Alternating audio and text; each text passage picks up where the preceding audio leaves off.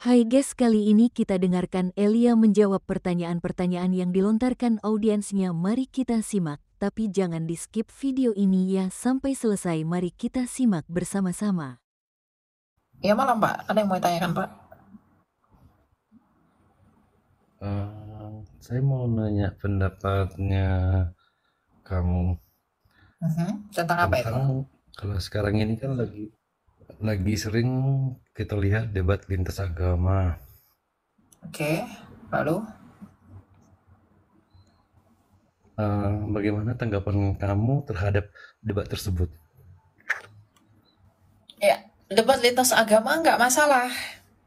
Debat itu kalau di dalam definisi debat itu kan mempertahankan argumen. Ya, kalau di dalam debat yang memang benar-benar debat ya Ya. silahkan. Tapi kalau caci memaki ya jangan, nggak boleh. Tuhan juga larang kok. Nggak boleh caci memaki. Tapi berdebat tuh boleh sebagai tanda kita itu konsisten mempertahankan dan mempertanggungjawabkan iman. Debat silakan debat. Debat itu kan metode. Tapi kalau caci maki ya jangan. Nggak boleh. Ya. Gitu ya apa si Pak siapa tadi? Nah, selama ini kan Kak yang Kenapa itu? saya perhatikan akhir-akhir ini ya, yang kalau saya pribadi ya, saya cukup mengapresiasi wawasan kekristenannya, apologetnya Kristen gitu kan. Tapi yang saya lihat lawan berdebatnya itu orang-orang bebal semua. Bebal yang nggak pernah mendengarkan apa yang kita sampaikan gitu. Ya makanya Pak berdoalah. Gimana menurut kakak itu? Nggak perlu gimana-gimana, doakan aja mereka biar batunya itu yang membenturkan mereka, biar mereka sadar. Kita mau buat apa? Titus 3 ayat 10. Seorang bidat yang kamu nasihati 1-2 kali, tinggalkanlah dia. Mereka udah berkali-kali dikasih tahu ya, nggak mau tetap ya udah. Tunggu aja batu itu yang membenturkan dirinya sendiri. Itu aja. Jadi doakanlah ya. Oke? Oke, amin, shalom. Iya, shalom. Iya. Memang kalau ada berurusan dengan batu tuh susah, Pak. Silakan Yanshe. Halo, selamat malam. Nggak ada kah? Bu Yanshe Willy apa ini? Nggak ada ya. Baiklah, kita lanjut ya. Limit di atas ini tidak banyak ya teman-teman ya. Karena ada banyak teman-teman yang mengantri di bawah yang berjuang sedemikian rupa mencari kebenaran. Silakan Yanto siapa nih? Yanto Jaki. Saya mau nanya. Oh ya memang mau tanya Pak. Nah, saya pernah mengaku tidak kenal Yesus. Gimana itu menurut Siapa mengaku? saya kepada orang Wah, kenapa kamu bilang kamu gak kenal Yesus, Pak? Kamu Kristen, Pak? Kristen? Waduh. Kenapa itu, Pak? Kenapa bilang gak kenal Yesus? Gara-gara saya ingin jangan lihat TikTok bertengkar gitu lah maksudnya.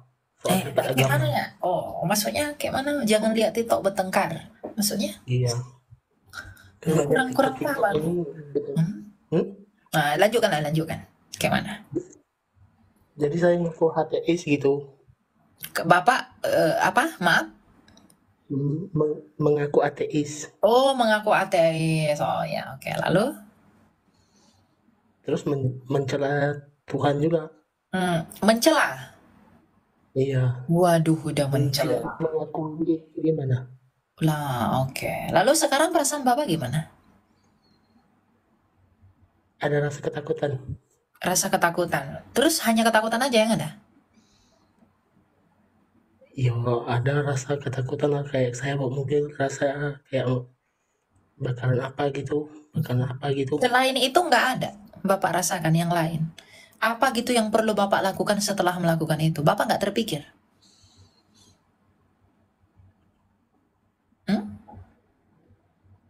Sorry gimana? Bapak nggak terpikir apa yang Cuma Bapak... rasa itu aja.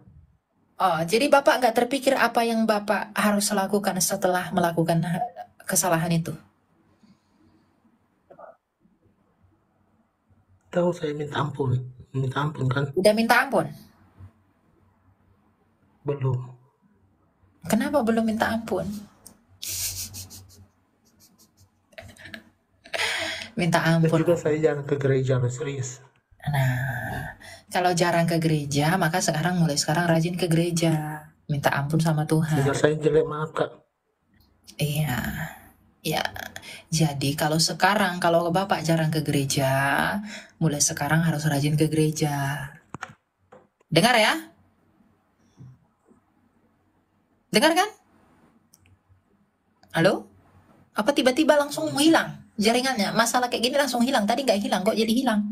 Iya. Berarti sekarang harus apa tadi? Iya, dengar. Sekarang harus apa tadi?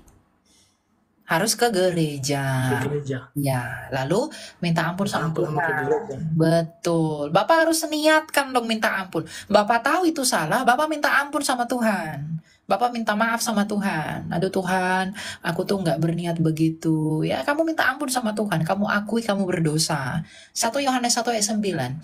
Ia adalah setia dan adil. Jikalau kamu mengaku dosamu, ia akan menyucikan kamu dari pelanggaranmu. Ya, jadi akui dosamu, Pak. Jangan gengsi sama Tuhan. Ya, kita ini bukan siapa-siapa. Nggak usah sok-sokan gengsi-gengsi. Ya. Jangan makan tuh gengsi. Menghadap Tuhan kok gengsi. Nggak boleh gitu. Ya. Datang ke gereja, jangan malu-malu. Datang ke gereja, beribadah bersama dengan orang lain. Ya, terima perjamuan kudus. Mengakui dosa.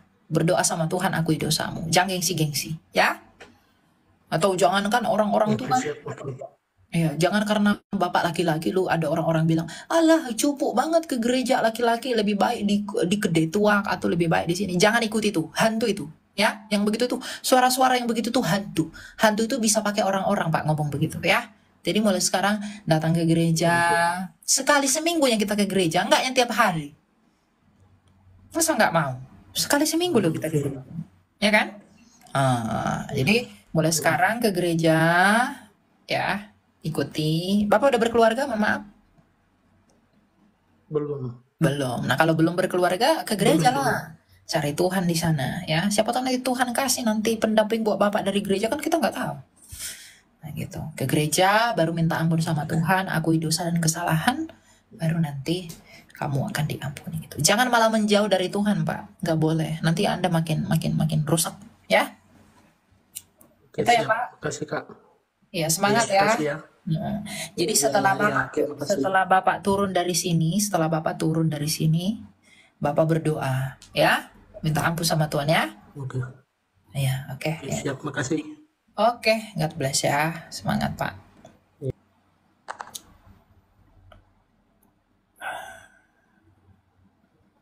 Gitu. Jadi jangan malu-malu ya. Ada orang ini berdoa sama tembung gengsi ya. Kok makan lagi gengsimu itu? Tuhan aku gengsi. Kok bisa sama Tuhan yang gengsi? Nggak boleh lah itu Tuhan itu loh, nggak ada memandang kita memang hina. Kita ini semua hina. Mau ada mobilmu 10 di rumahmu, kamu tetap hina di hadapan Tuhan. Kita tetap hina di hadapan Tuhan. Jadi nggak usah lah gengsi-gengsi. Duh, pikir udah apa kali kita ini? Nggak adanya artinya kita sebenarnya ya. Kita ini nggak ada artinya. Karena kita udah kotor di dalam dosa. Lalu di dalam keberdosaan kita gengsi-gengsi begitu, bah. Rusaklah dunia persilatan ya kan. Gengsi-gengsi. Sama Tuhan aja gengsi. Nggak boleh gitu. Kakak izin bertanya. Ya, aku kan masih belajar tentang Kristen. Puji Tuhan aku udah masuk Kristen. Terus aku masih penasaran tentang tata cara memakamkan jenazah menurut Alkitab. Nggak ada tata caranya menguburkan kakinya dulu yang masuk, kepalanya dulu, apanya nggak ada. Orang mati, udah mati, kubur, tempatkan langsung. Mau gimana pun itu terserah. Ya, karena itu tubuhnya itu harus binasa untuk mendapatkan tubuh yang tidak dapat binasa. Itu nanti pada hari kebangkitan. Jadi nggak ada cara-caranya kepalanya dulu lalu tangannya dilipat begini segala macam itu udah ada. Ya, udah dia mati udah selesai. Rohnya ke Firdaus, nanti hari kebangkitan dia akan dibangkitkan. Bukan tubuhnya itu yang dibuat, tapi tubuh yang baru nanti akan dia pakai. Ya. Mimpinya aku tuh menjurusnya ke Katolik, Kak. Itu aku kan nggak ngerti awalnya kan, karena aku kayak ada di tempat seperti asrama gitu, nuansa putih-putih, dan ketemu Bunda Maria. Habis itu dia bilang ke aku fondasinya kuat. Sudah, habis itu hilang. Terus nggak lama lagi aku berdoa di Jakarta kemarin bulan Maret, dapat mimpi lagi. Aku minta petunjuk. Ini cuma mimpi biasa apa kayak gimana, soalnya banyak pergumulan dari aku SMA sampai sekarang. Cuman suara itu bener-bener bikin aku merinding sampai sekarang. Tuhan Yesus sudah gitu kenceng, makanya aku udah mulai kuat dengan imanku yang sekarang. Oke, ya udah, nggak apa-apa. Tetap bertumbuh dan berkembang dalam iman ya. Jangan lepaskan ya, karena kamu sudah kecap kasih karunia ya. Thank you, Kak. Iya, God bless. Silakan Felix. Selamat malam. Elia, selamat malam. Ya malam Pak. Saya mau tanyakan Pak. Suaranya nggak jelas. Tolong diperbaiki Pak. Kenapa itu suaranya? Kayak di dalam air. Udah jelas belum? Kurang. Oh, iya. Enggak ada yang perlu ditanyain tentang agama. Semua agama sama kok. Semua agama baik. Oke. Ya udah, Tuhan berkata ya. Kita kenalan aja, ngobrol biasa. Udahlah, nggak usah kenalan. Nggak usah di sini Pak kenalan. Kapan kita kenalan? Sekarang lagi belajar dulu. Nggak usah kenalan. Udahlah, pokoknya Bapak Kristen, orang percaya selamat ya. Tidak perlu kenal-kenal.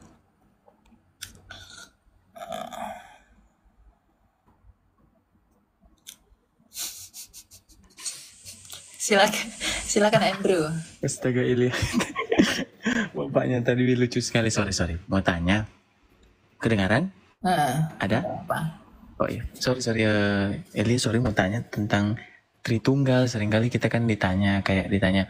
Tuhan, sorry aku tanya soalnya aku di bagian yang memang kayak, ya aku Kristen tapi aku mau jelasinnya susah gitu loh. Kayak, kok Tritunggal berarti Tuhan kalian 3 dong? Aku bilang enggak, itu dia kayak seperti pendeta Gil bilang, dia menyalurkan 3 kuasanya dalam 3 itu. Mana ada tim menyalurkan 3 kuasa? Aku tambah-tambahin. Nah itu makanya masih payah ini. Gimana dia? Ajarin dulu dong.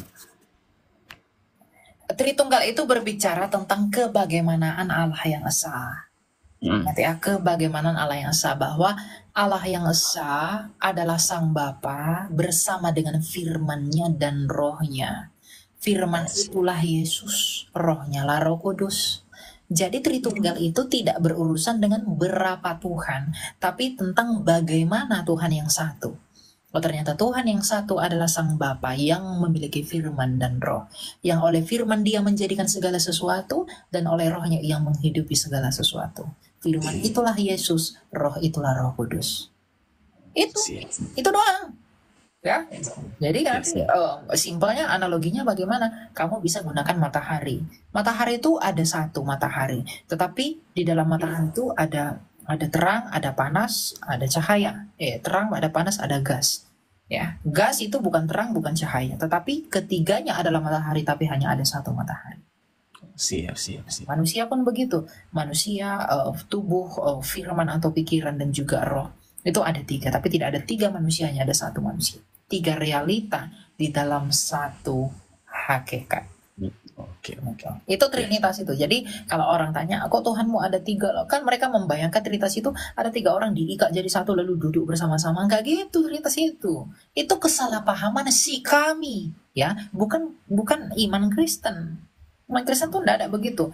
Di dalam pengakuan iman Nisea Konstitusional itu sudah mengatakan, aku percaya kepada 1 Allah, yaitu Sang Bapa. Sudah. Lalu firman-Nya Bapa, lalu rohnya Bapa. Itu saja, kita nggak percaya yang lain-lain. Oke. Ya? Siap. Makasih ya dia, Tuhan berkati. Ya, God bless. Kalau nggak bisa lagi ditangkap yang begitu, lalu gimana menjelaskan lagi, saya tidak tahu. Kadang perlu yang dimaksud dengan kalau belum bisa memahami seperti omega 3 ya, untuk memperlancar peredaran darah. Itu penting. Silakan aku dan kamu. Ya, selamat malam Kak Elia. Ya, silakan Pak. Mau tanya apa Pak? Ya, aku mau nanya nih, gimana caranya tuh berdoa. Kan kalau saya pribadi kan berdoanya itu tertuju sama yang digambar. Coba kan kalau saya kan berdoa, kalau misalnya berdoa, yang dalam hati saya itu kan ke situ yang digambar Tuhan Yesus itu. Ya. Coba gimana caranya supaya kalau saya berdoa tertuju sama yang cahaya yang tak terhampiri itu. Begitu aja, Kak. Ya kita kan nggak melihat wajahnya, Pak. Kita nggak melihat rupanya, tapi kita bisa. Sudah dinubuatkan bahwa akan datang anak, gitu ya Kak ya. Akan datang anak apa? Anak apa? Ya Yesus Kristus itu sendiri. Lalu menurut kejadiannya, mengapa Yudas ini disalahkan gitu? Mengapa Yudas ini, bukankah sebelumnya sudah dinubuatkan bahwa akan datang Yesus Kristus untuk menyelamatkan dunia ini dari peristiwa itu? Kenapa Yudas itu disalahkan gitu dalam kejadian itu, Kak? Mengapa Yudas itu disebutkan iblis atau apa gitu? Ya, Yudas memang iblis.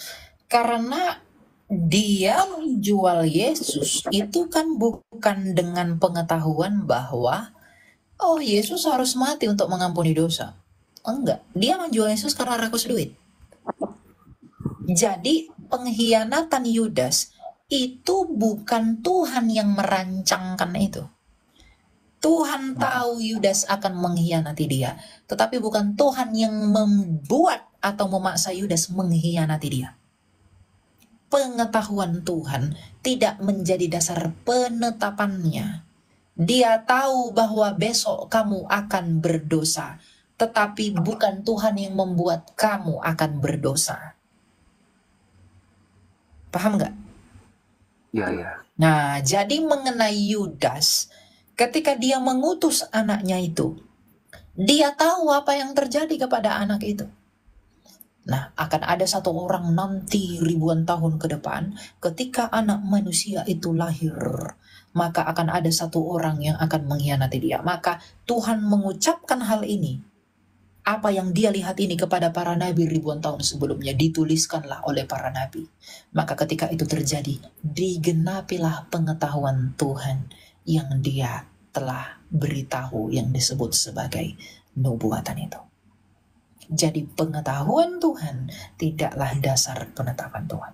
Dia tahu kita akan berdosa, tapi bukan dia yang merancangkan kita untuk berdosa. Karena kita punya apa? Free will. Will yang free. Gitu ya. Oke? Ya, Kak. Ada lagi, Kak? Boleh lagi? Ya, satu lagi, silakan. Ini, Kak, mengenai, saya Kristen ya, Kak ya. Bukan maksud apa-apa sih, cuma ingin sekedar tahu aja mengenai agama Katolik begitu, Kak. Yang di dalam ibadah itu saya tidak menyebut mereka bahwa mereka menyembah patung yang mereka buat sedemikian rupa, tidak. Tetapi kenapa ada itu, Kak? Ada seperti gua Maria, kita berdoa di situ. Terus ada patung-patung Yesus yang di sebagai itu mereka sebagai simbol mereka, padahal di dalam Keluaran itu kan jelas bahwa jangan menyembah bagi patung yang menyerupai apapun, begitu, Kak. Patung itu emang disembah sama mereka. Bertakwah nggak mereka sama patung itu? Saya tidak tahu itu, Kak. Nah, mereka tidak bertakwa kepada patung itu. Jadi nggak salah. Patung tuh nggak salah. Patung kerubim ada nggak di Bait Allah? Di atas tutup pendamaian. Orang Yahudi kan beribadah mengharap situ. Tunduk lagi ke arah situ. Tapi apakah mereka menyembah patung kerubim itu? Dengan menyembah ke arah kerubim itu? Padahal orang Israel yang dikasih hukum jangan berbuat bagimu patung. Tapi kenapa mereka buat patung kerub? Nunduk-nunduk lagi ke arah patung kerub itu. Lalu mereka menyembah patung. Penyembahan itu harus dipahami apa? Proskunei. Itu artinya apa? Kita harus selidiki. Ya. Jadi penyembahan itu bukan karena kamu mengarah ke situ menunduk, bukan. Tetapi memberikan hidupmu untuk ditakwakan kepada dia yang kamu sebut. Perlu kamu mau menunduk sama siapapun, silahkan. Mengharap apapun, menghadap apapun, silahkan. Tapi jangan berikan hatimu, jangan jual jiwamu bagi berhala. Tapi persembahkanlah itu kepada Allah. Karena hidupmu adalah persembahanmu yang hidup. Roma 12. Tuhan untuk tubuh dan tubuh untuk Tuhan. Ya. Percuma kamu ke gereja tapi hatimu jauh daripada dia. Itu nggak guna juga. Ya, jangan berikan hatimu untuk bertakwa kepada berhala-berhala, tapi berikanlah itu kepada Allah. Itu maksudnya, ya.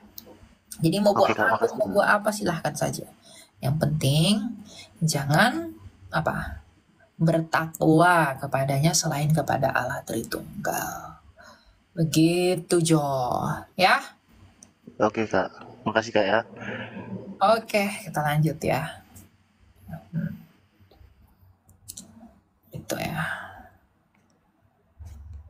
Jadi tak perlu susah-susah payah.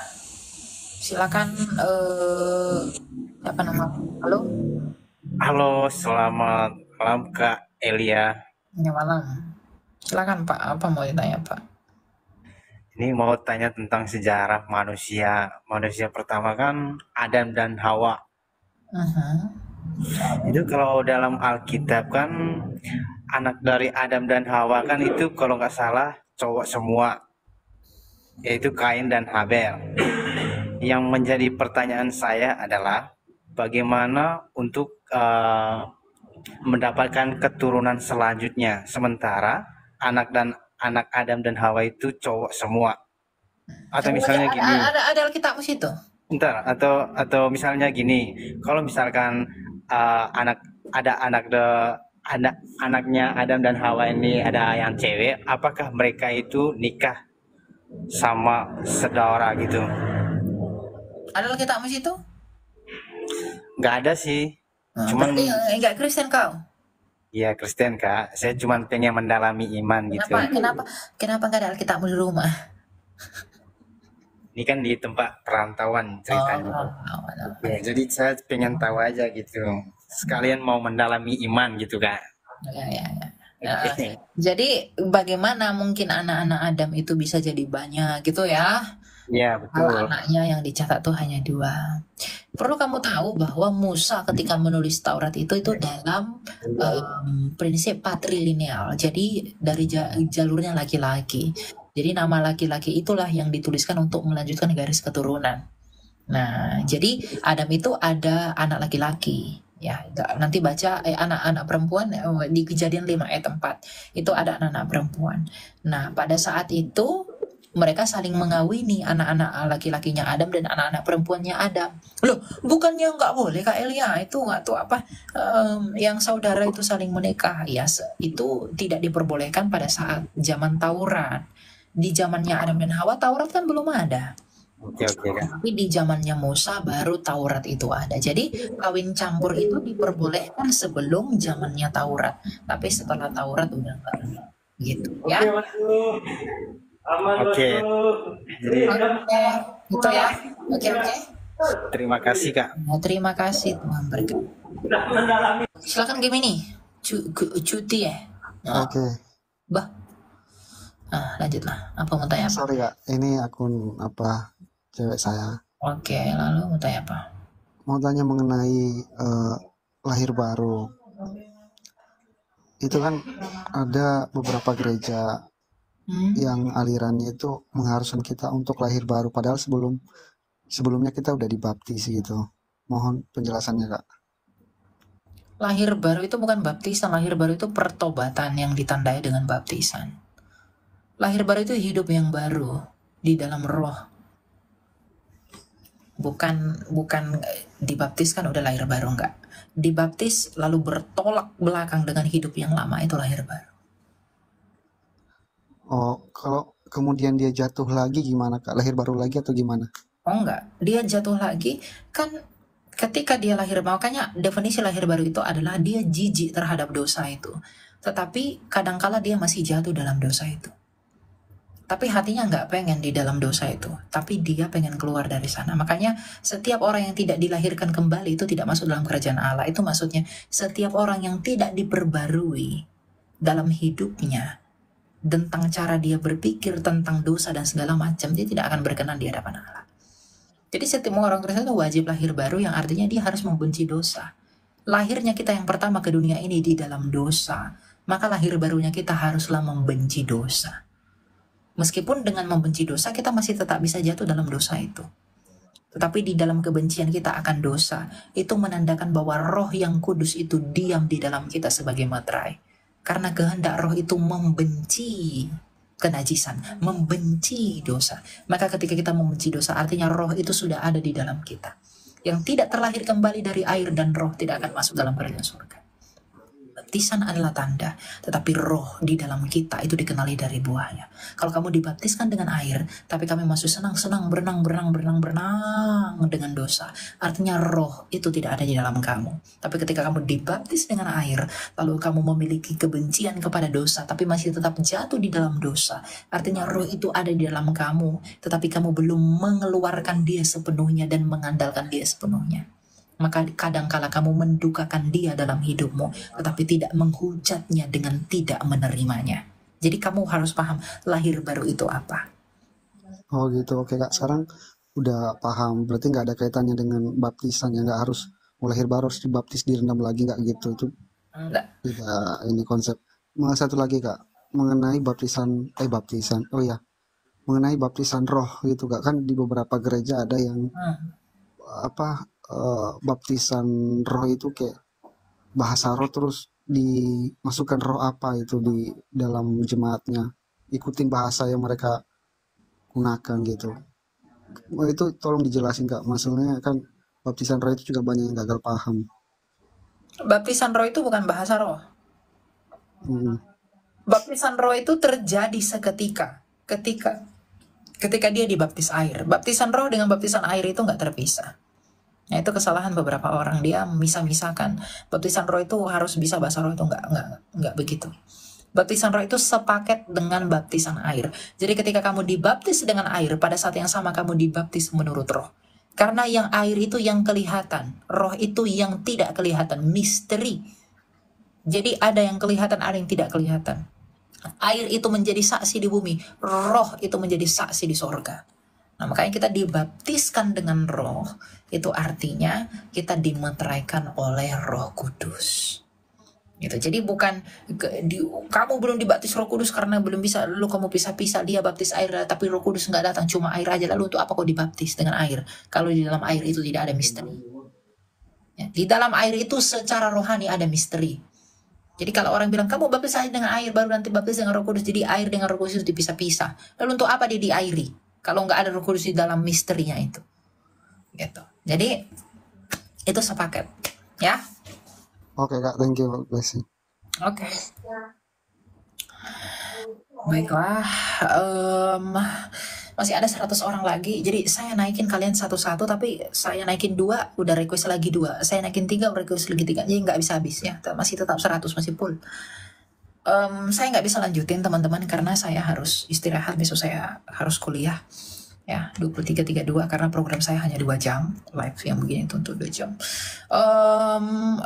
Saya baru bisa live hari ini karena memang beberapa hari lalu saya melayani ke Malang, saya pergi jauh. Jadi saya tidur di kereta itu berapa, 14 jam ya aku ya. Sampai bengkak-bengkak kakiku. Tapi itu pengalaman yang luar biasa, pertemuan kita sangat berkesan. Sambutannya begitu hangat dan pokoknya kita diberkati untuk memberkati gitu ya. Nah, jadi yang mau saya sampaikan adalah biarlah Anda semuanya teguh di dalam Kristus. Saya yang hina ini hanyalah alat untuk menyampaikan apa yang perlu untuk disampaikan. Tapi sejatinya pelayanan itu semua orang dipanggil untuk itu. Kita memang datang sebagai visi, sebagai bentuk penghambaan bagi Kristus. Karena apakah gunanya kita jikalau bukan oleh karena Kristus? Sehingga oleh karena kasih karunia-Nya Kristus, maka pelayanan kita adalah penghambaan kepada Dia. Agar di dalam penghambaan kita itu dinyatakan sebagai balas budinya kita kepada keselamatan yang kita peroleh dari Kristus. Jadi layanilah Allah dengan hidupmu yang penuh dengan buah-buah yang lebat, agar pada hari penuaian kamu diperhitungkan sebagai milik yang kudus dan dipersatukan dengan mereka yang akan menerima perjamuan kawin anak domba. Agar di dalam iman itu, agar di dalam keselamatan itu, seluruh dunia dapat berkata bahwa Dialah Tuhan satu-satunya yang berhak menerima segala sesuatu. Agar nama Bapa dipermuliakan di dalam hidupmu, dalam hidup saya, dalam hidup kita semua. Karena hal terbesar yang bisa kita banggakan sejauh ini adalah salibnya Kristus. Setelah itu, nothing. Yeremia 9 ayat 23 dan 24. Janganlah bermegah oleh karena kekayaanmu, kekuatanmu, atau kebijaksanaanmu.